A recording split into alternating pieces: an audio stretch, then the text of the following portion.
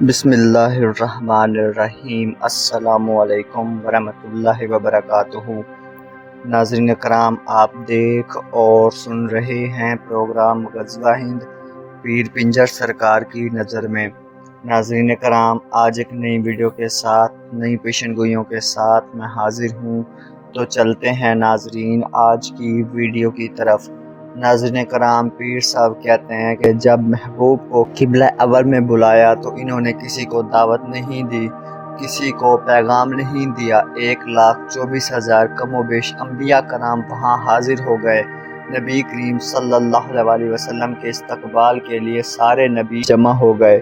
ہر کسی نے مبارکباد دی، کسی نے پوچھا کیسے آئے ہو، سب بغیر دعوت کے استقبال کے لیے آ گئے۔ سب انبیاء کرام دروازے سے باری باری داخل ہوئے۔ سب سے آخر میں ہمارے پیارے رسول صلی اللہ علیہ وسلم داخل ہوئے۔ ان کے بعد کوئی داخل نہ ہوا، اور اب ہمارے پیارے نبی کریم صلی اللہ علیہ وسلم سب سے آخری رسول ہیں۔ ان کے بعد اب کوئی بھی رسول نہیں آئے گا۔ نبوت کے دروازے کو اللہ تعالیٰ نے بند کر دیا۔ آپ صلی اللہ علیہ وسلم نے فرمایا، اگر اللہ تعالیٰ نبوت کے دروازے کو بند نہ کرتے تو اگلے نبی حضرت عمر ہوتے، لیکن اللہ تعالیٰ نے نبوت کے سلسلے کو آپ صلی اللہ علیہ وسلم پر ختم کر دیا۔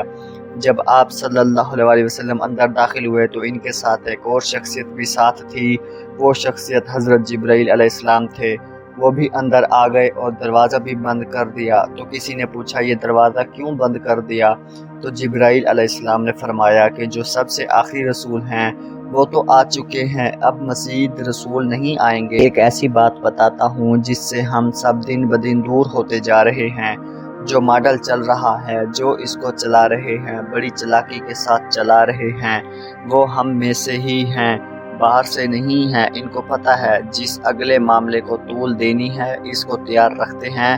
جو پیر صاحب کے استانے پر بیٹھے تھے، سب کو پیر صاحب نے اپنے بیان سے ان کے ذہن میں آخری الزمان نبی کی خوبصورت باتیں بٹھائی۔ پیر صاحب نے ایک جگہ تقریر کی اور وہاں کہا، جب بھی تم گھر میں داخل ہو چلتے پھرتے اپنے والدین کو سلام کیا کرو۔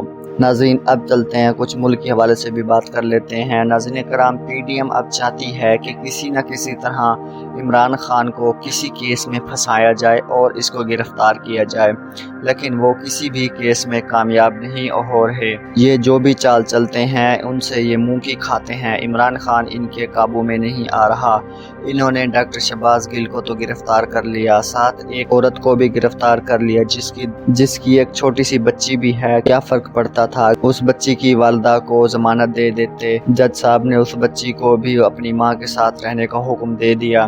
یہ جو مرضی ہتھ کنڈے استعمال کرنے، ان سے کچھ بھی نہیں ہوگا، کیونکہ عمران خان بالکل سچا ہے اور اس پر کوئی کرپشن وغیرہ کے کیس نہیں ہیں۔ اس نے کوئی کرپشن کی ہی نہیں ہے۔ جو بھی کیا ہے، جو بھی پیسہ اس کے پاس آیا ہے، اس نے پاکستان پر لگایا ہے، پاکستان کے عوام پر لگایا ہے اور لگاتا رہے گا۔ لیکن جو پی ڈی ایم والے ہیں یہ ایک نمبر کے چور ہیں۔ یہ بس پیسے کھاتے ہیں، نام کے پیسے لگاتے ہیں۔ انہوں نے اگر کوئی چیز بھی بنانی ہو تو یہ بس دکھا دیتے ہیں کہ ہم نے یہ چیز بنائی ہے، اور اس پر اگر $1 لگ رہا ہے تو یہ بتائیں گے کہ اس پر $1,000 لگے ہیں۔ باقی کے جو پیسے ہیں یہ اپنے اکاؤنٹ میں ٹرانسفر کر دیتے ہیں اور بعد میں بیان دیتے ہیں کہ ہمیں نہیں پتا کون ہمارے اکاؤنٹ میں پیسے بھیج رہا ہے، ہمیں تو نہیں پتا، غیبی امداد آ رہی ہے ان کے پاس۔